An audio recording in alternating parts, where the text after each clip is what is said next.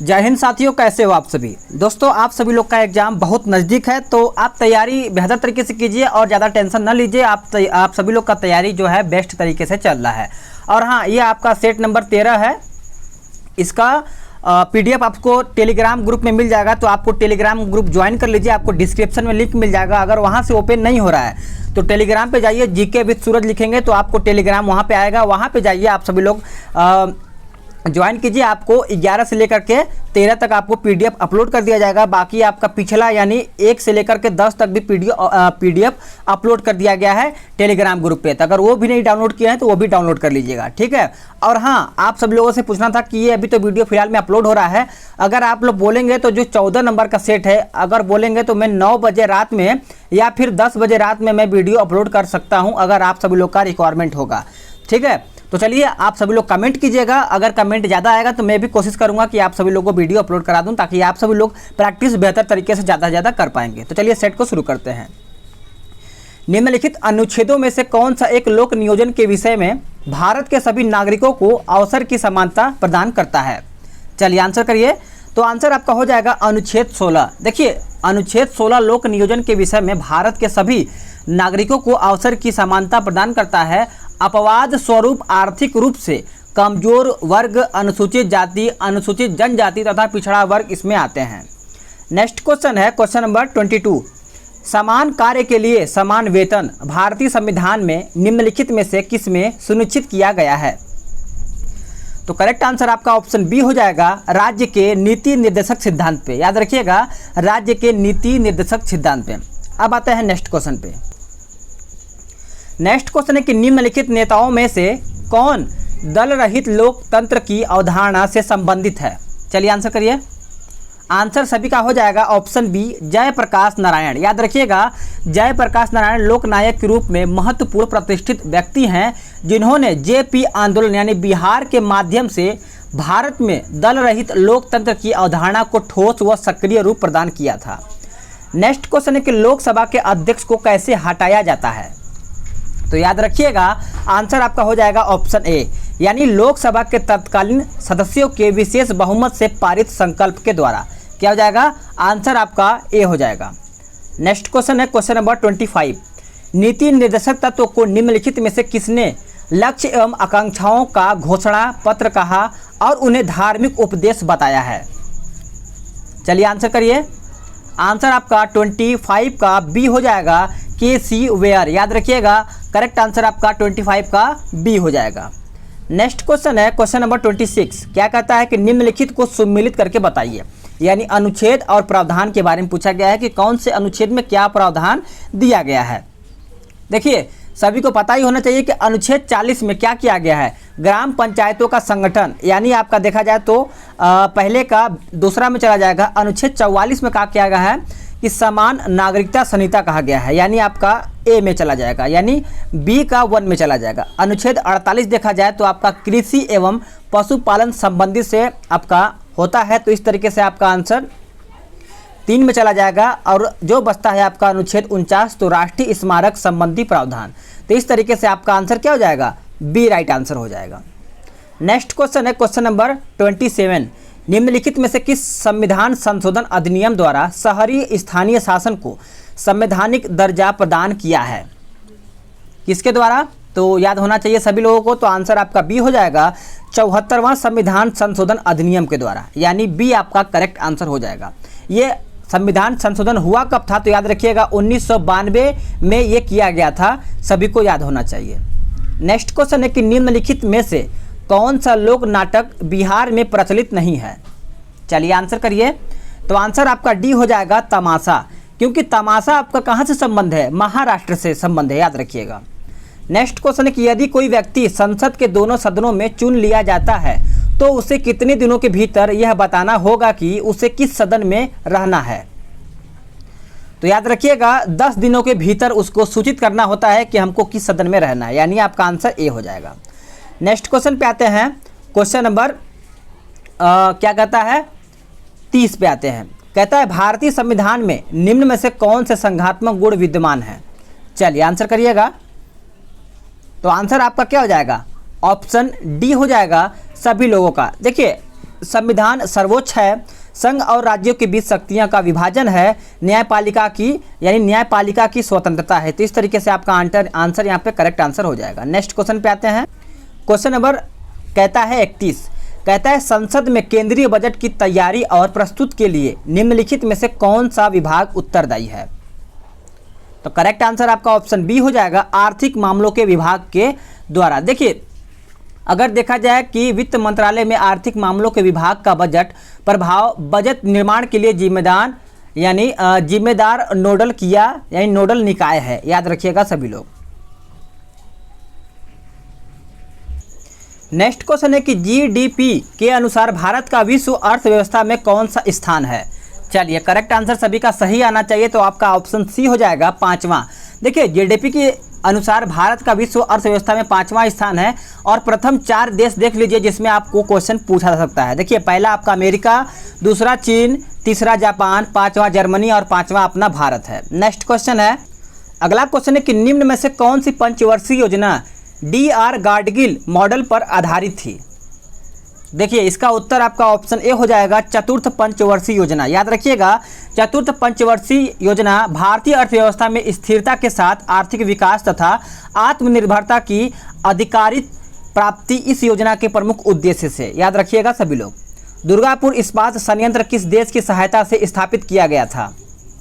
तो correct answer आपका option D हो जाएगा, ब्रिटेन। याद रखिएगा, Britain is the correct answer हो जाएगा सभी लोग का। अब यहाँ से यह प्रश्न आपका पूछा जा सकता है कि अगर ये पूछा जाए कि भिलाई किससे संबंधित है, तो ये आपका रूस से संबंधित है, राउरकेला जर्मनी से। बोकारो अगर पूछा जाए तो आप मारिएगा सोवियत संघ यानी रूस से। नेक्स्ट क्वेश्चन है 35, भारत में नाबार्ड पुनर्वित्त प्रदान नहीं करता है। तो करेक्ट आंसर आपका ऑप्शन सी हो जाएगा, निर्यात आयात बैंक द्वारा। फिलोडी रोग निम्न में से किस फसल में पाया जाता है? देखिए, आंसर क्या हो जाएगा? ऑप्शन ए हो जाएगा, तिल। यानी यह एक विषाणु जनित रोग है जो तिल में होता है। वही सरसों में मोजैक रोग होता है, बादाम में देखा जाए तो रेखा पैटर्न रोग पाया जाता है। नेक्स्ट क्वेश्चन है कि निम्न में से कौन यूकैरियोटिक कोशिका के संबंध में सही नहीं है? चलिए आंसर करिए। करेक्ट आंसर आपका ऑप्शन सी हो जाएगा, इसमें केंद्रक अनुपस्थित रहता है। यानी यह सेलुलोज की बनी होती है, इसमें 80 प्रकार के राइबोसोम उपस्थित होते हैं। नेक्स्ट क्वेश्चन है क्वेश्चन नंबर 38, निम्नलिखित कथनों पर विचार करके बताइए। चलिए विचार करिए, आंसर सही आना चाहिए क्योंकि आपको इस प्रकार का क्वेश्चन एग्जाम में देखने को मिलेगा। देखिए, आंसर आपका हो जाएगा ऑप्शन सी, ऊर्जा का मात्रक। देखा जाए तो आपका क्या हो जाएगा, 38 का आंसर सी हो जाएगा, ऊर्जा का मात्रक न्यूटन। यानी इस तरीके से देखिए, कार्य का मात्रक जूल है, ऊर्जा का मात्रक वही होता है जो कार्य का होता है अर्थात जूल। शक्ति का मात्रक वाट। अतः देखा जाए तो कथन जो आपका ये है, ये गलत है। ठीक है, याद रखिएगा, ये गलत कथन है। यहाँ पे मैंने देखा नहीं, यहाँ पे गलत कथन पूछा गया है यहाँ पे। ठीक है। नेक्स्ट क्वेश्चन है कि लालटेन की बत्ती से कैरोसिन तेल किसके कारण ऊपर उठता है? तो करेक्ट आंसर आपका सी हो जाएगा, बत्ती में केसी यानी केसिकत्व या केसिका के क्रिया के कारण। यानी आपका आंसर यहाँ पे 39 का देखा जाए तो सी हो जाएगा। लालटेन की बत्ती में कैरोसिन तेल का ऊपर चढ़ना तथा मोमबत्ती में पिघले मोम का ऊपर चढ़ना, इसका उदाहरण यही होता है। निम्न में से कौन रुधिर यानी ब्लड के कार्य नहीं है? तो आंसर याद रखिएगा, आपका आंसर सी हो जाएगा, यानी जल असंतुलन। क्या हो जाएगा? जल असंतुलन। ब्रोंकाइटिस रोग शरीर के किस अंग को प्रभावित करता है? तो 41 का आंसर आपका हो जाएगा फेफड़ा। याद रखिएगा, करेक्ट आंसर आपका option A is the right answer हो जाएगा सभी लोगों का। लकड़ी के पौधों में कैम्बियम की गतिविधि को बढ़ाने वाले प्लांट हार्मोन का नाम क्या है बताइए। चलिए आंसर करिए। तो आंसर आपका हो जाएगा जिब्रेलिन। देखिए, जिब्रेलिन पौधों के हार्मोन हैं जो विभिन्न विकास प्रक्रियाओं को नियमित करते हैं, जिनमें अंकुरण और सुप्ता, फूल, फल, ये सब आपको देखने को मिलता है। नेक्स्ट क्वेश्चन है कि प्यूरस मालस निम्न में से किसका वैज्ञानिक नाम है? तो करेक्ट आंसर आपका 43 का आंसर ए हो जाएगा, सेब का। याद रखिएगा, आपका पीसम ग्योबा आपका अमरूद का हो जाता है। नेक्स्ट क्वेश्चन है कि निम्न में से किसका प्रयोग पॉलिश या पेंट बनाने में किया जाता है? आंसर क्या हो जाएगा? 44 का आंसर आपका बी हो जाएगा, रेजिन। याद रखिएगा, रेजिन करेक्ट आंसर हो जाएगा सभी लोगों का।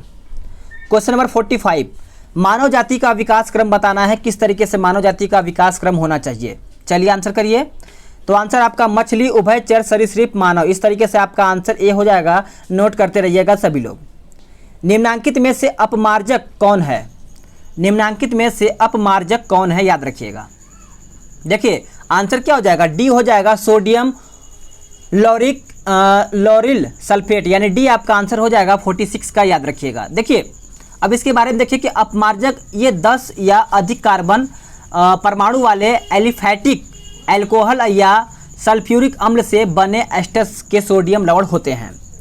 नेक्स्ट क्वेश्चन है कि निम्नलिखित में से ध्वनि की चाल किसमें न्यूनतम होता है। चलिए आंसर सभी का सही आना चाहिए, तो आंसर आपका अल्कोहल हो जाएगा, याद रखिएगा। Alcohol is the correct answer हो जाएगा 47 का।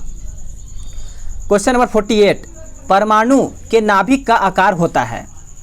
परमाणु के नाभिक का मतलब आकार होता है, तो याद रखिएगा ऑप्शन डी राइट आंसर हो जाएगा, 10 के पावर -15 मीटर।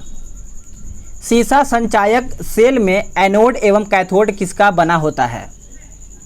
आंसर क्या हो जाएगा, देखिए आंसर आपका हो जाएगा सीसा, याद रखिएगा सीसा राइट आंसर हो जाएगा, क्योंकि इसमें शीशे की 2 पट्टियाँ होती हैं। पट्टियाँ तनु गंधक कांब में डूबी रहती हैं। एनोड एवं कैथोड शीशा का ही होता है। इसका विभवांतर 2 वोल्ट मिलता है, याद रखिएगा। ट्रांसफार्मर किसके लिए प्रयुक्त किया जाता है। ट्रांसफार्मर किसके लिए प्रयुक्त किया जाता है, तो ये आपका केवल प्रत्यावर्ती धारा यानी एसी के लिए किया जाता है, याद रखिएगा सभी लोग।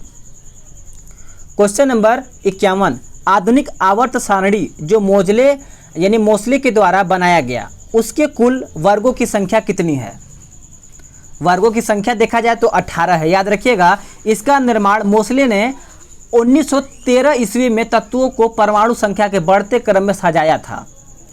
नेक्स्ट क्वेश्चन है कि अयस्क में उपस्थित अशुद्धियों के साथ शुद्रावक संयोग कर क्या बनाया, यानी क्या बनता है।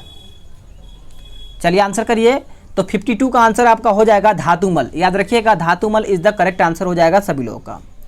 देखिए टूथपेस्ट जो हम लोग यूज करते हैं, टूथपेस्ट बनाने में किस यौगिक का उपयोग होता है, तो आंसर सभी को याद ही होना चाहिए, कैल्शियम फॉस्फेट हो जाएगा।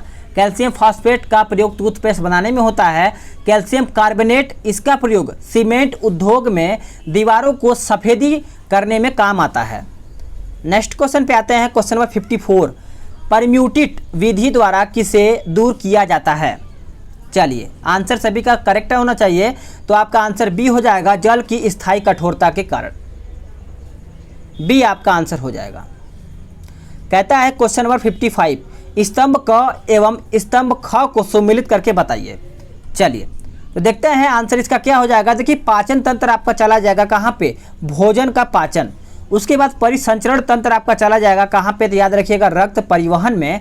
अगर बात करें जनन तंत्र आपका चला जाएगा कहाँ पे, तो वंश परंपरा को कायम रखने के लिए नर जीवों का जन्म, और जो आपका बचता है तंत्रिका तंत्र, शरीर के कार्यों का नियंत्रण। तो इस तरीके से देखा जाए तो आपका ऑप्शन ए हो जाता है। क्वेश्चन नंबर 56 क्या कहता है कि स्वामी विवेकानंद द्वारा वेदांत सोसाइटी का गठन कब किया गया। चलिए आंसर करिएगा। तो आंसर आपका हो जाएगा ऑप्शन बी, 1896 ईस्वी में न्यूयॉर्क में वेदांत सोसाइटी का गठन किया गया था स्वामी विवेकानंद जी के द्वारा। प्रथम आंग्ल बर्मा युद्ध जो 1824 से 26 के ईस्वी के बीच में चला था, इसके उपरांत निम्न में से कौन सी संधि हुई थी। माफी चाहेंगे। देखिए आंसर इसका हो जाएगा यानडब्यू यानी यानडबू की संधि, याद रखिएगा, थोड़ा अलग नाम है इसका, याद होना चाहिए सभी लोगों को। नेक्स्ट क्वेश्चन है क्वेश्चन नंबर 58, 1857 ईस्वी के संग्राम में लखनऊ में हुए विद्रोह का नेतृत्व बेगम हजरत महल द्वारा किया गया, लेकिन इसको दबाने वाला अंग्रेज कौन था। क्वेश्चन किसी भी तरीके से पूछा जा सकता है, तो आपका मेजर कैंपबेल हो जाएगा, याद रखिएगा कैंपबेल करेक्ट आंसर हो जाएगा सभी लोगों का। नेक्स्ट क्वेश्चन है कि निम्नलिखित में से कौन बिरसा मुंडा के आदर्श में शामिल नहीं था।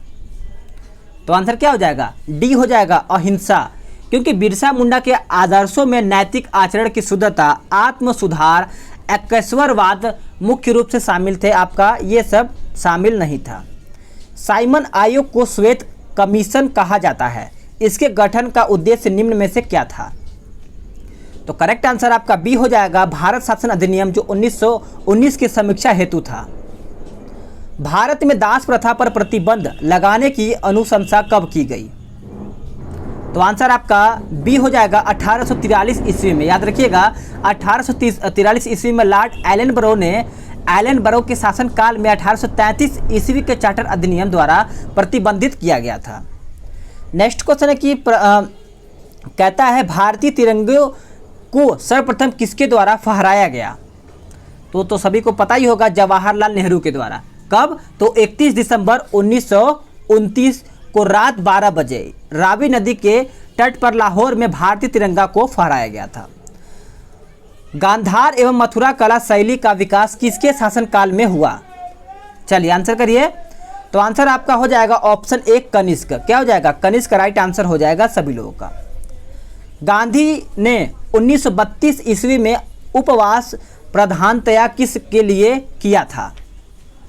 तो आंसर आपका सी हो जाएगा, रैमजे मैकडोनाल्ड के द्वारा लाए गए सांप्रदायिक अधिनिर्णय के कारण, यानी सी आपका राइट आंसर हो जाएगा सभी लोगों का। क्वेश्चन नंबर 65, पटना में भवानी मंदिर क्रांतिकारी संस्था की स्थापना किसने की? चलिए आंसर करिए। तो आंसर आपका सी हो जाएगा, भूपेंद्र नाथ दत्त। याद रखिएगा सी आपका राइट आंसर हो जाएगा सभी लोगों का। ऋग्वेद के 9वें मंडल का संबंध किस देवता से है? ऋग्वेद के 9वें मंडल का संबंध देखा जाए किस देवता से है? तो आंसर आपका हो जाएगा सोम से, क्योंकि ऋग्वेद के 9वें मंडल में सोम को पेय पदार्थ का देवता माना जाता है। नेक्स्ट क्वेश्चन है कि सिंधु घाटी सभ्यता के अंतर्गत प्राप्त जो लिपि थी वो लिखी जाती थी किस ओर से? तो जब आप लुसेंट पढ़ेंगे तो आपको तुरंत पता चल जाएगा। पहली पंक्ति दाईं ओर से बाईं ओर, वो दूसरी पंक्ति बाईं से दाईं ओर। तो इस तरीके से आपका आंसर सी हो जाता है। क्वेश्चन नंबर 68 कहता है निम्न में से कौन प्रथम बौद्ध संगीति के अध्यक्ष थे? तो आंसर आपका सी हो जाएगा, महाकश्यप। याद रखिएगा महाकश्यप की अध्यक्षता में प्रथम बौद्ध संगीति का आयोजन राजगीर में अजातशत्रु के शासनकाल में हुआ था। तो तीनों चीज आप याद रख सकते हैं। निम्नलिखित में से कौन सुमेलित नहीं है? इनमें से बताना है कौन सुमेलित नहीं है। तो आपका बरेली मौलवी अहमदुल्ला, ये आपका गलत है, क्योंकि बरेली से देखा जाए तो आपका खान बहादुर खां थे, जबकि मौलवी अहमदुल्ला फैजाबाद के नेतृत्व करता थे। याद रखिएगा सभी लोग। नेक्स्ट क्वेश्चन है कि तुर्कान ए चहलगानी को समाप्त किसके द्वारा किया गया? तो ये किसके द्वारा किया गया था? तो बलबन के द्वारा ये किया गया था। नेक्स्ट क्वेश्चन है कि अदीना मस्जिद का निर्माण किस शासक द्वारा किया गया? अदीना मस्जिद तो सभी को याद ही होना चाहिए, सुल्तान सिकंदर। देखिए अदीना मस्जिद सुल्तान सिकंदर के द्वारा पंडुआ बंगाल में किया गया था। तो जगह भी पूछा जा सकता है। बिहार में राजनीतिक पीड़ित दिवस कब मनाया जाता है? माफ़ कीजिएगा, पीड़ित दिवस पूछा गया है। तो बिहार के बारे में पूछा गया है, तो एक क्वेश्चन नहीं छोड़ना है आपका। 10 अगस्त मनाया गया कब? तो 10 अगस्त 1929 में। याद रखिएगा। नेक्स्ट क्वेश्चन है कि अबुल हसन नामक चित्रकार किस शासक का दरबारी था? तो आंसर आपका 73 का सी हो जाएगा, जहांगीर का। याद रखिएगा जहांगीर के शासनकाल के समय में अब्दुल हसन, उसके बाद मिशन दा, उसके बाद देखा जाए तो आपका मनोहर दास, ये सब हो जाते हैं। नेक्स्ट क्वेश्चन है कि निम्नांकित में से किन राज्यों की सीमा बांग्लादेश से मिलती है? ये क्वेश्चन कई बार एग्जाम में पूछा गया है। तो याद रखिएगा आपका मेघालय, त्रिपुरा, मिजोरम, असम हो जाएगा। यानी इस तरीके से देखा जाए तो आपका आंसर 74 का डी हो जाता है। याद रखिएगा। नेक्स्ट क्वेश्चन से मिलते हैं। यानी नेक्स्ट क्वेश्चन क्या है? भारतीय मानक समय रेखा निम्न में से किस राज्य से होकर नहीं गुजरती है? चलिए आंसर करिएगा।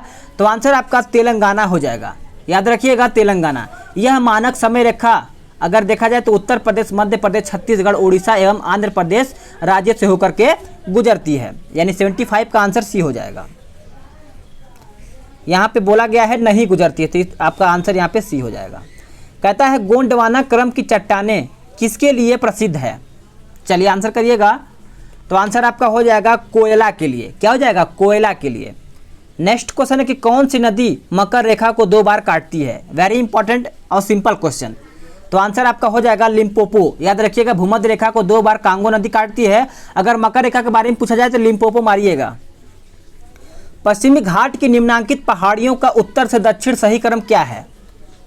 समझ लीजिए, अगर लगता है मैं फास्ट बोल रहा हूँ तो वीडियो को रोक दिया कीजिए। तो आंसर आपका ए हो जाएगा, नीलगिरी पहाड़ियाँ, उसके बाद अन्नागिरी, अनाई मड़ाई, उसके बाद आपका इलायची हो जाएगा। तो इस तरीके से आपका आंसर ए हो जाएगा। तेल नदी निम्न में से किसकी सहायक नदी है? करेक्ट आंसर करिएगा सभी लोग। देखिए इसका आंसर आपका सी हो जाएगा, महानदी। क्योंकि तेल नदी महानदी की सहायक नदी है।